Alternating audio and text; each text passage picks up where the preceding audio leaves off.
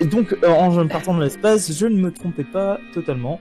Et du coup, dans mes, donc sur les services auxquels je suis abonné, là, il me reste quelques jours encore d'Amazon Prime. Je me suis dit, bon, je vais aller regarder. J'ai tapé Space dans Amazon Prime et en fait est apparue assez vite l'affiche du film dont je vais parler ce soir, Barbarella.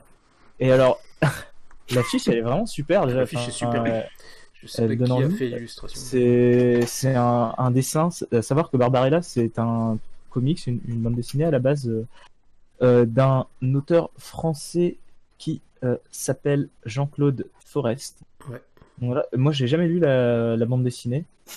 Moi non plus, hein, je t'avoue. Non? Ah, j'avais l'impression que tu connaissais. Ouais, mais je confonds un connais, peu. bien sûr, ouais, je connais, mais je t'expliquerai pourquoi après.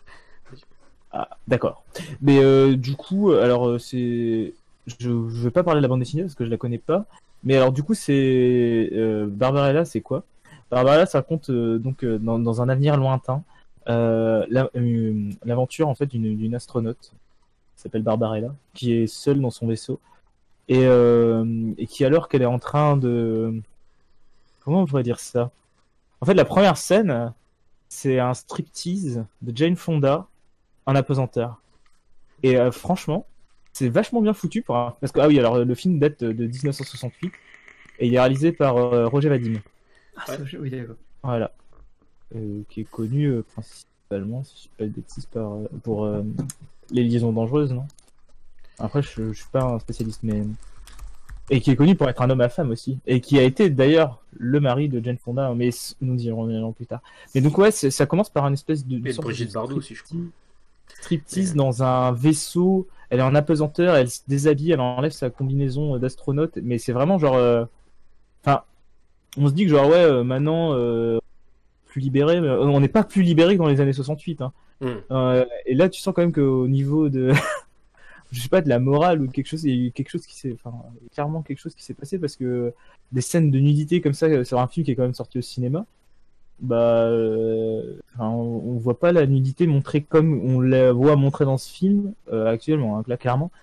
Et bon, comment dire, là je suis troublé rien qu'à y repenser. Non, mais c'est un vaisseau, enfin, c'est un vaisseau spatial, mais très comment, très années 60 parce qu'il y a, enfin, tout est en moumoute à l'intérieur. Enfin, en fait, c'est super beau. Alors je pense que c'était quand même un bon petit budget parce que c'est un film franco-italien qui est comment produit par alors 9 millions de dollars pour l'époque. Je pense que c'est quand même Oui, oui.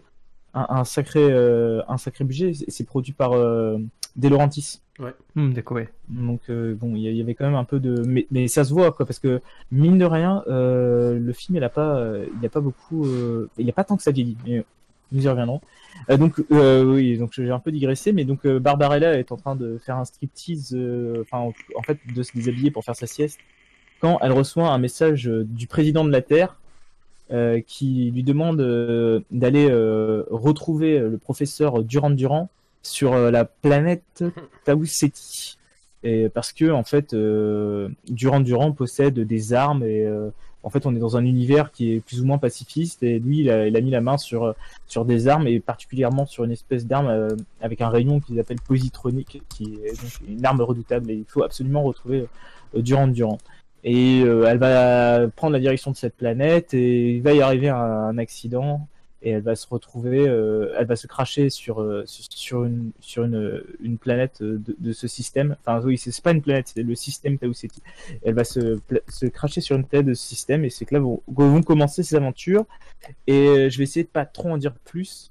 À part que, enfin, je sais pas, elle va se retrouver dans différents cadres qui sont genre mais magnifiques. Les décors ils sont juste fous quoi. Enfin, ça date des années, enfin c'est fin des années 60, d'accord, mais c'est assez dingue quoi. Tu vois qu'il y a une inventivité dans les décors. Enfin, je sais pas comment dire. Je sais pas, c'est super beau. Moi en tout cas, ça m'a fait voyager. T'as l'impression, enfin, tu sens bien que ils étaient pas tout le temps, comment dire, à jeun quoi, parce que c'est vraiment hyper psychédélique quoi. Après, moi, enfin, c'est l'époque, hein, j'imagine. Mais je suis un peu trop jeune pour savoir. peut-être que Julien pourra peut-être un peu plus en parler des années 60. Mais mais mais moi, en fait, ça, quand je dis que ça a pas vieilli, c'est que c'est vachement beau en fait. Enfin, au-delà de la beauté des corps, parce que il y a Jane Fonda qui est magnifique et qui change de tenue toutes les 3 secondes. Après, c'est quasiment un film érotique parce que ah oui, ils passent leur temps à faire l'amour. Mais la beauté des corps est aussi la beauté des corps masculines parce qu'à un moment, elle va rencontrer un ange qui est en slip quoi tout le temps, hein, à part, il a des ailes dans le dos et un ange aveugle qui se nomme Pigard et enfin, il y a plein de enfin, en fait c'est très difficile, ce film est à la fois léger et profond, c'est-à-dire que il survole un peu tous les genres, c'est-à-dire que c'est de la science-fiction et en même temps il y a un petit côté de comédie, il y a quelques phases d'action quoi après l'action des années 60 hein. Mais il y a des phases d'action, il y a des moments de romantisme. Après, il y a beaucoup d'érotisme. Mais et tout ça se mélange et se mélange assez bien. Le film est relativement court. Je crois que c'est une heure et demie, grosso modo. Et ah ouais, il est interdit moins de 16 ans. Ouais, donc, pas étonnant. Et, mais bon, en vrai, ça va. Parce que Oui. par rapport à ce que voient les 16 ans d'aujourd'hui, Ouais, par rapport au Marseillais à franchement, Cancun, ça. ouais, non, moi je pensais plus à YouPorn, tu vois, entre YouPorn et Barbaria, je Ah, trouve moi, je suis que... déjà au Marseillais à Cancun, déjà. Avant YouPorn, tu vois. Mais ouais, voilà, enfin, il y a tout un... quand je dis que c'est érotique, c'est qu'il y a tout un truc, tout un running, pas un running gag, mais tout un fil rouge sur... en fait, dans ce futur, donc on est en l'an... on est au 41e siècle, sur la planète Terre, on fait l'amour en prenant des pilules, Ouais. et en se touchant les mains, il n'y a plus de Comme contact dans physique. Alors, Demolition Man. Comme dans les shonen, c'est ce que je pense. Et alors que dans les planètes, du coup, dans ces planètes annexes, bah, ils sont restés à, à la comment, à la manière old school, quoi, comme nous on connaît. Enfin, je vais pas vous faire un dessin. Et du coup, elle va découvrir ça. Et du coup, après, mais voilà. Enfin, c'est un bon film. Enfin, moi, j'ai passé un bon. Franchement, au début, je me disais, ouais, ça va être film des années 60, ça va être peut-être un peu lent, un peu. Bah, en fait. Enfin, c'est relativement bien rythmé, quoi. Enfin, et il y a vraiment des décors qui sont super beaux. Enfin, il y a tout un décor de labyrinthe et tout. Et il y a aussi alors voilà, quand je disais que c'était un mélange de plein de genres, c'est que science-fiction, un peu comédie, un peu action, et alors aussi horreur, parce que alors il y a toute une scène où elle se fait attaquer par des espèces de petites poupées. Alors elle se fait quand elle s'écrase sur la planète, parce que du coup elle va s'écraser sur une planète de ce système et elle se fait attaquer par des enfants, mais c'est tout un gang d'enfants, mais ils sont terrifiants quoi, et qui ont avec eux des espèces de petites poupées maléfiques qui vont la mordre, enfin bref. Et il y a aussi les Cénobites, je sais pas si on peut dire que c'est des Cénobites, mais c'est des espèces d'hommes en cuir avec des fouets. Oh, bah c'était Hobbit, ça. Oui, oui. Et ben voilà, donc en C'est du 68, ouais, c'est des. Et alors les créatures, enfin, alors je sais pas qui a fait les costumes et parce que non seulement les décors sont ouf, mais tout quoi, les créatures, les monstres, et il y a toute une mythologie sur ce film autour de la planète, enfin, faudrait que je le revoie parce qu'il y a vraiment, enfin, c'est un film qui peut paraître léger, mais qui est à mon avis, et faudrait que je le revoie quand même mais qui est beaucoup plus profond que ce que ce qui n'y paraît. Les acteurs dans l'ensemble jouent vraiment, vraiment bien. Il y a il y a le mime Marceau d'ailleurs qui joue dans ce film aussi. Parce que ouais, donc Marcel Marceau. Ouais. On le voit dans la bande-annonce là. Et c'est assez marrant parce qu'elle arrive sur la planète, du coup elle parle anglais quoi. Et alors elle parle anglais avec d'autres personnages. Ben, quand elle parle au président de la Terre, alors je sais plus qui c'est qui joue le président de la Terre. Claude Dauphin. Ah bah ouais, bah tu sens que c'est Claude Dauphin parce que tu sens que son accent anglais, il est bien français quoi. Et du coup quand elle se crache sur la planète, bah elle se retrouve avec des gens qui parlent une langue inconnue. Et alors sa première question, c'est marrant parce elle commence à parler en anglais et personne ne comprend. Et après elle fait parlez-vous français et tout. Et c'est assez génial. Non, je sais pas, il y a plein de moments comme ça où ouais, je sais pas. Et puis bah, Jane Fonda est juste magnifique. Et alors il y a une autre femme dans ce film qui est aussi assez sublime, qui est le comment le grand tyran. Et il y a un, ouais, alors, et ce qui est bien, c'est que c'est pas forcément qu'un amour hétérosexuel. Il y a aussi bon, des histoires d'amour homosexuelles dans ce film. Et bah, ça parle de l'époque, hein, je pense. Hein, libération Bah, sexuelle, beaucoup de drogue, un univers assez psychédélique. Mais franchement, j'ai passé un super moment. Et puis Roger Vadim est quand même un auteur de la nouvelle vague aussi reconnu. Ouais. Il a réalisé Dieu créa la femme aussi, donc des films Voilà, qui c'est sont ça. aussi. C'est ça que je Enfin, cherchais, exactement. Ouais. Et puis il faisait de la poésie, enfin, il fait Aussi, partie de oui. ces mecs qui étaient. Et alors c'est cool que tu aies vu ce film-là. Oui, alors ce que je voulais dire, alors, je vais dire un truc juste avant, c'est que tu parlais de Durand tout à l'heure. Ouais, Pour l'anecdote, je suis allé vérifier parce que il me semblait, mais oui, j'étais ça pas donnait sûr. le nom Le groupe de... Duran s'appelle Hmm. comme par rapport au ça film. par rapport au film. Alors ce que j'allais te dire, oui, alors non, je ne suis pas né en 42, donc je n'ai pas connu, je suis né 10 ans après 68. Par contre, le truc, c'est que mon père avait des Métal Hurlant, des Charlie Mensuel, des Échos des Savanes, des trucs comme ça. Et du coup, j'ai vachement, gamin, très tôt, lu des BD qui venaient de ces magazines-là. Même si Métal Hurlant a été créé 6-7 ans après, Forrest en a fait partie.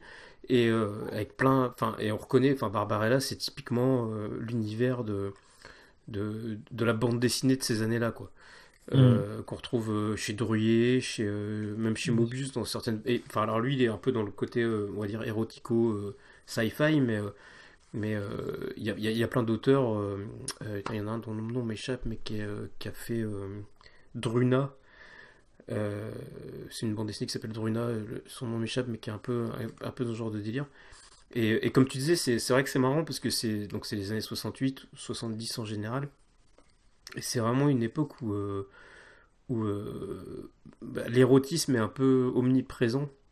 Parce que quelque part c'est nouveau en fait, enfin dans le sens où ils prennent le droit de faire de l'érotique, tu vois, euh, au grand jour, sans avoir à faire ça sous le manteau et tout. Et alors c'est marrant parce que moi je l'ai vu Barbarella, mais il y a hyper longtemps aussi, du coup ça me donne bien envie de le revoir. Et ça me donnera envie de remettre la main sur, je sais pas s'ils ont ça à la médiathèque ou quoi, tu vois, de remettre la main un peu. Parce qu'il y a eu des BD même récentes, hein. C'est quelque chose qui est resté, qui a inspiré par exemple le personnage de Barbwire, dont il y a un film très mauvais avec Pamela Anderson, mais qui a inspiré plein de personnages de BD par la suite. Et c'est un pan de la bande dessinée qui est hyper important et qui a influencé énormément aussi le cinéma des années 80 et 90 par la suite, quoi.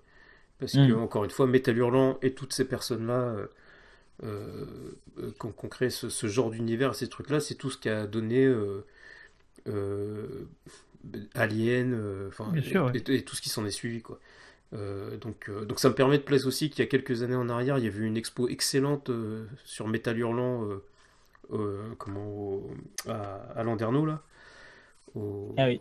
au musée de Landerneau, et qui était super bien parce que tu pouvais voir. Et puis il y a ce côté, c'est ce qu'on voit sur l'affiche, notamment, ou sur la planche que j'ai mise là à tourner, c'est qu'il y avait aussi une manière de dessiner à l'européenne et qui a inspiré même le comics américain énormément, quoi. Euh, sur plein de côtés, enfin voilà, et inversement, parce qu'on sait bien que des trucs comme Wonder Woman, par exemple, ont aussi influencé ce genre d'œuvre-là. Et ouais, c'est cool, et c'est cool qu'il y ait ça sur Prime, par exemple, tu vois. Parce que. Parce que. Alors, je sais pas comment. Il est en 4 tiers, du coup. Comment il est. Enfin, c'est quoi le format quand tu l'as regardé? Non, non, 16/9, Non, très c'est bonne 9e. qualité. Ouais. Bon, il y a dû y avoir des rééditions. Parce que là, en l'occurrence, en plus, c'est quand même un film assez mythique, hein. Ouais. Euh, qui est Vadim, Ah non, Fouda. la qualité est assez impressionnante, Ouais. vraiment nickel. Ouais, Franchement, trop bien. je m'attendais pas à ce que ce soit aussi Tu cool. l'as vu, Romain, toi, ça te dit quelque chose? Tu t'en Celui-là, souviens? je l'ai jamais vu, non. Non, non, non, Mais c'est. je pense que ça peut te plaire, hein, rien que pour les Cénobites ou Ah non, mais je faut que vais. tu Si, vérifies, hein. en plus, il est sur Amazon Prime, c'est ça, donc. Ouais. Mais je Bon, bah pense que écoute, c'est intéressant de regarder des vieux films en plus comme ça. Parce que là, pour le coup, on est vraiment. euh, où du coup, le kitsch peut peut-être devenir. Bah là, je J'en trouve que parle c'est un pas peu si. comme un. c'est- Je sais pas comment dire ça. Il s'est Ça. passé suffisamment de temps pour que ça puisse devenir. Ouais, mais t'imagines, parce que moi, je pense qu'à l'époque, je l'avais vu, j'ai peut-être trouvé ça un peu naze. Mais Ouais, peut-être au mais début des années 90, on quand n'avait tu pas dis encore c'est cet les années écart. 60, Tu vois. enfin, franchement, il y a des films des années 90 ou des années 80. Bah, en fait, c'est bien fait. En fait, c'est bien Mm. réalisé. Du coup, Ouais. ça vieillit peu. Je trouve que ça a peu vieilli. Et après, c'est peut-être aussi parce que la mode est un éternel recommencement que, au final, ben, enfin, tout ce qui est vestimentaire et tout ça, bon, c'est pas. Je voyais dans le chat, ouais, il y a Paco Rabanne au costume, oui et non. Je crois en fait, c'est Peut-être. inspiré par Attends, des idées. je vais regarder. Oui, à la fin du film, il le dit, Ça pourrait. c'est inspiré d'idées de Paco Rabanne. Voilà. Ah Il y bah oui. a... Bah, Mais, bravo le chat. mais c'est vrai que, enfin, tous les costumes sont assez dingues. Et mais je trouve que ça a pas, enfin, c'est super beau en fait. Du coup, le beau vieillit moins facilement en fait, peut-être. Peut-être que ça joue un Ouais. peu. Quand c'est bien fait et que c'est beau, et ben ouais, ça Mais se met à vieillir. Et puis ça c'est fait pas penser des. au visuel de Zardoz aussi avec Sean Connery, avec ce même genre de Bien truc un sûr, peu bizarre kitsch, mais c'est ça. qui vieillit pas finalement, t'as C'est un raison. peu la Mais même il y a époque. moyen qu'on soit sur un budget quand même un peu, peut-être encore. Non, je sais pas Alors le trop, budget, Zardos. je sais plus, je l'ai vu tout à l'heure, mais tu l'as Là, dit, c'est non? 9 millions de 9 dollars. millions. Et pour l'époque, je pense que Je c'est pense assez que Ouais. énorme. pour un film de science-fiction en plus comme ça, oui, je pense que c'était assez Ouais. important. Ouais. Mais puis bon, bah, il n'y a pas quand même. Enfin, pas masse de films de science-fiction français quand même. Mais bah, celui-là, pour le coup, est un succès quoi. Oui, Enfin, je trouve. je veux juste dire, ouais, Sbenimélus, t'as raison, c'est Serpiri, merci, Druna, qui est vachement bien. Qui est un peu, à mon avis, un genre de Barbarella un peu plus récent. Merci, dans le chat. Mais c'est intéressant parce que là, par rapport au fait que Barbarella soit sur Prime, c'est intéressant de voir que les plateformes font de plus en plus ça. On en Mm. parlait déjà cette semaine, je crois, avec de plus en plus ce cinéphilisme de plus en plus. Avec Parce que là, sur Netflix, Netflix, il y a tous Mm. les Truffaut, voilà, qui débarquent sur Netflix. Bien sûr. Entre autres, Donc plutôt parce les que films, entre autres, voilà, tout à fait. bah, ça manquait un peu de C'est vieux trucs, enfin, de vieux trucs, entre guillemets. Sur Netflix, c'est vrai que ça manquait un peu d'une offre de classique, on va dire. voilà, tout à fait. Alors qu'il y en a beaucoup plus sur OCS Puis des ou classiques quand sur même bien Prime. particuliers parce que là, on parle vraiment de de la nouvelle vague ou Ouais, d'affiliés à nouvelle vague comme Roger Vadim, donc des choses quand même qui sont, on va dire, plus en marge du cinéma populaire et c'est intéressant. Je trouve que c'est cool. carrément. Ah, mais c'est bien, c'est cool que le Cosmos t'ait emmené jusqu'à Barbarella. Bah ouais. Alors, je te conseille, si t'as l'occasion, je te conseille de regarder, parce que Heavy Metal, il y a eu une adaptation en dessin animé qui Elle est date, super bien. je ne sais plus quand. Il y en a eu deux en fait. Moi j'aime bien les deux, même si Heavy Metal 2000, bon, les gens aiment moins. La première est de 81, je crois. Oui, c'est le 80 qui est très bien. Moi, Où il y a j'aime. des pointures de l'animation de l'époque et tout, et qui est très. Bah, où je pense que tu retrouveras un peu cet esprit-là de toute façon. Ouais. Surtout dans le premier. Moi j'aime bien. Le 2, je l'ai peut-être en. La suite, j'ai peut-être en DVD, mais qui était un peu raté. Et il y a eu une espèce de mini-série aussi, qui date de 2013 ou 2012, je crois, qui s'appelait Metal Hurlant Chronicles, où ils adaptaient aussi des nouvelles. Alors j'en ai pas trop de souvenirs, je crois que j'avais trouvé ça sympatoche, mais sans plus. Mais le dessin animé de Metal Hurlant est ouf, hein, où il y a ouais, bah, tu retrouves cet esprit-là, de cette bande dessinée-là, qui a été après pas mal amené par les humanoïdes associés, notamment, comme éditeur. Et ouais, je conseille. Ça, ce sera intéressant. Moi, j'aimerais bien me refaire d'ailleurs. Tiens, Metal Hurlant. Je sais pas s'il est sur Prime ou quoi. Ce sera marrant à Mais regarder. d'ailleurs, au passage, en truc récent aussi dans la SF française, dans cette mouvance des humanoïdes associés, et, entre autres, je pense à, bon, qui est beaucoup plus récent, hein, mais à Immortel aussi de comment s'appelle-t-il? Je me rappelle plus. Je ne sais pas. Immortel, mince, Ah oui, ça va me revenir. oui, bien sûr, de De Bilal, de Bilal pour ouais. le coup, Bah, tu qui sais est que moi, vachement intéressant aussi. bah, que j'avais vu au cinéma, moi, c'est un truc qui a été critiqué de ouf. Bah, je l'ai en DVD d'ailleurs. Mais, J'ai pareil, ouais. mais que j'avais bien aimé, moi. Ah, moi, je trouve très cool. Alors, je l'ai pas revu depuis non plus, hein, donc ça se trouve, ça a très mal. Parce que déjà, les effets spéciaux étaient un peu datés à l'époque, mais Bilal, c'est hyper bien. Bah, c'est un enfant de ce truc-là aussi, hein, c'est un enfant. Voilà, c'est ça, dans la lignée, dans la descendance de tout ça, ouais. Avec, comment elle s'appelle, Hardy, la meuf de. Oui, Ouais, qui était Miss France. Mais qui était quelque chose d'assez courageux pour l'époque, parce qu'on était sur un récit de SF, donc adapté d'une bande dessinée culte quand même. avec un fond Par métaphysique, lui-même, érotique. et qui était déjà tourné sur fond vert et tout. Ouais. Enfin, avec des techniques, beaucoup d'images de synthèse et tout, et que j'avais vraiment plutôt apprécié. Ouais. C'est quasiment un film d'animation en fait. Bah oui, puis au passage, même si ça c'était ça vieillit, d'ailleurs, parce que- c'était un film d'animation avec des humains dedans, d'ailleurs. Voilà, c'est ça. Ouais. Parce que la plupart des personnages étaient des personnages d'animation. Il y a Ouais, juste c'est le personnage principal qui était deux personnages principaux qui étaient des acteurs. Donc c'était très Comme curieux. Space Jam, quoi. Faudrait que, Oui, je le... voilà, oui. Faudrait que je le revoie, toi, ce serait intéressant de voir. Eh ben écoute, très bien, merci Matt, c'est cool. C'est très cool. Moi, ça Tu me me donne donnes envie envie d'y aller. Ouais, moi aussi, ça me donne envie de le regarder, carrément. Sans plaisir.